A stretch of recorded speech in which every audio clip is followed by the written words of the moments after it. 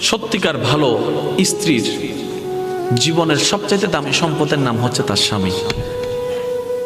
মাকে, বাবাকে, পরিবারকে সব কিছু ছেড়ে ওই স্বামী নামক শব্দটাকে খুশি করার জন্য সবকিছু ছেড়ে অচেনা এক পরিবারের মধ্যে চলে আসে। সুবহানাল্লাহ। আসে তো আসে, খুব অবাক লাগে, এবার মানাইও নেই, একদম ম্যাচিং হয়ে যায়। যেখানে যাই সেই রকম একটা মেন্টালিটি আল্লাহ পাক তাদেরকে দান করেছেন ম্যাচিং হয়ে যাওয়ার জন্য।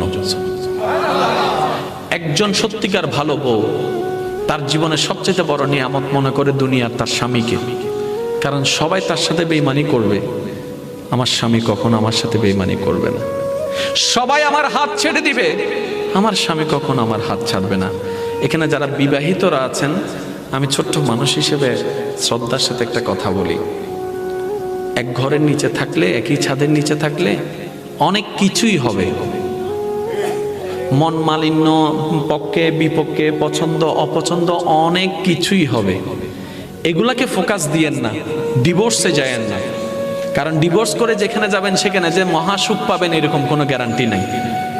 যেখানে আছেন থাকুন, আল্লাহর রহমতের আশা করুন। ডিভোর্স কখনো সমাধান হতে পারে না। স্বামীর কাজ হচ্ছে স্ত্রীদেরকে মায়া প্রদর্শন করা, মহাব্বত প্রদর্শন করা, কেয়ারিং পছন্দ করা, কেয়ারিং প্রদর্শন করা। আর স্ত্রীদের কাজ হচ্ছে স্বামীদেরকে ভক্তি করা, শ্রদ্ধা করা, সম্মান করা। দুইজনের পক্ষ থেকে যখন এই ইসলামের নিয়ম দুইটা চলে আসবে, অশান্তির সংসার অশান্তির হয়ে যাবে। সুবহানাল্লাহ।